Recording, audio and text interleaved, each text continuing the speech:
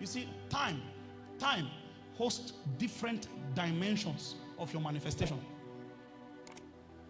Inside a baby, there is a boy, there is a man, there is a husband, there is a father. Amen. There are different dimensions of manifestation inside a baby, but it takes cooperation with time to grow into each of these dimensions. So the baby can sit now, you are carrying her up, throwing her up, using your mouth to blow breeze on her abdomen and her navel, and she's laughing. There is an age she will reach. If you try that, police will arrest you. Within that baby, there is a girl. There is a woman. There is a wife. There is a mother. Different dimensions of you that requires time to enter. Now, look at me carefully. The moment we don't realize there is war against time, this is what Satan does. He knows very well that there are different things you can become if you use time well. There are different transitions that will happen if you use time well. So what it does is that there are particular envoys and lieutenants in the camp of darkness whose responsibility is to make sure time in your life is abused at every level. There are people sitting here, you have no idea yet you are under attack because you are not seeing any masquerade, you are not seeing any physical sign of hostility. But anything that can cancel and take away your time is an attack on your destiny. There are people sitting here looking at me quietly this evening. What Satan is fighting now in your life is your use of time. You know what you ought to do. These are the things that gives room for the next dimension of you to manifest. Because look at me.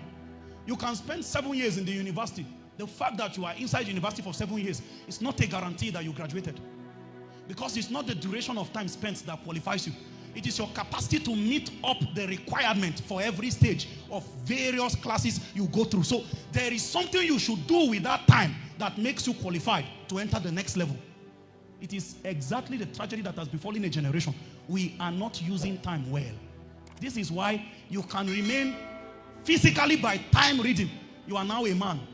But by growth and transformation, you are still a baby. We come to you and we put the responsibility of a man on you. You are 30 by chronological time. Then we carry the responsibility of by this time. You know there's such a thing called by this time. By this time, they put it on you. Then you start crumbling. It's a sign that you have not honored time.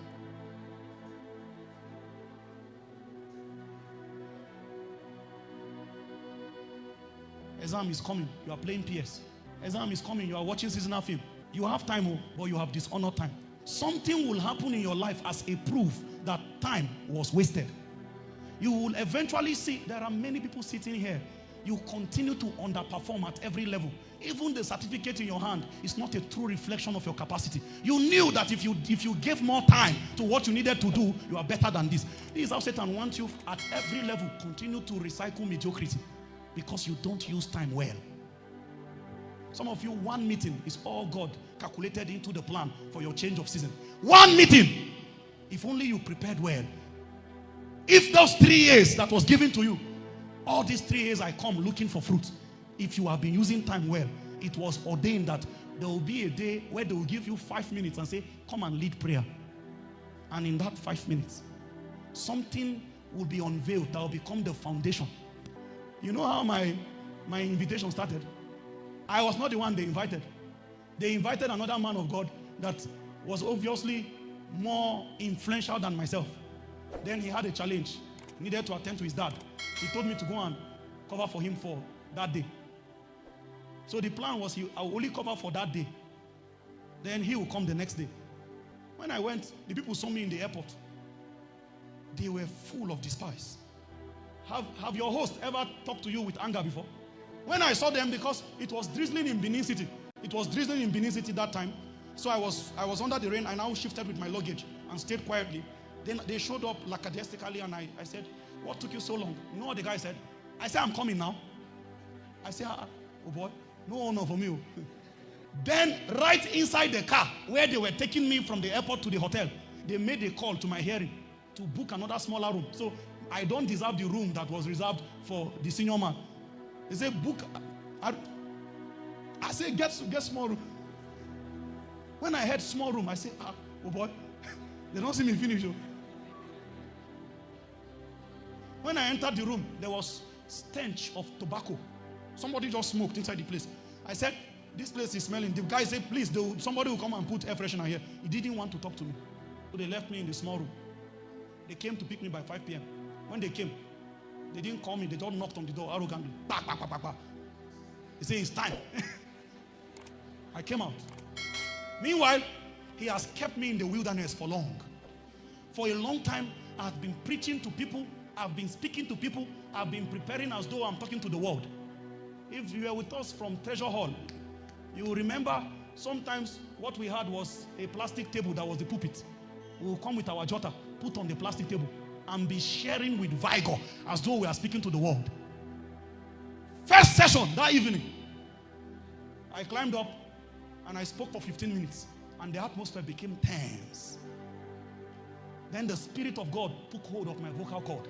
You know, every time a man is despised, God's jealousy flows towards his direction. Then I began to speak in wisdom that is not my normal. I knew that utterance was supplied. Then the elders that sat at the front row, they stood up with their jotters. The power of God began to wrought wonders from different corners of the hall. Then they wrote a note quickly and came to put on the pulpit that, please, sir, you can stay for extra 30 minutes. These are the people that said my meeting is 45 minutes. They now brought and said 30 minutes more. You know what? I did not add the 30 minutes. I came down like that. They now say, you know what? Help us call Apostle. Let him not come for the next day. Since you have started, just finish it. I said, no, you call him. When they called him, he was so excited. He said, this is the proof that you are prepared.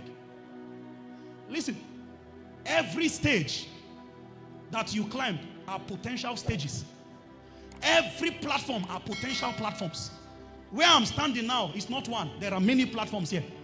There are different meetings that are looking for a speaker the moment they see you on your prepared day. Guess what happened this year? Sorry, the next year after that year. When they hosted that same conference. Guess who they looked for? When we finished that first session, they were taking me to the hotel. I discovered that the direction we're going has changed. Now we entered a lift. I didn't know that there was a lift in the hotel. We entered the lift and there is one floor somewhere that is quiet. And I saw that there is fruits everywhere already arranged. So these are for the nobles. If you don't use time well, you will continue to walk past opportunities and not recognize them. It is time that helps you recognize opportunities.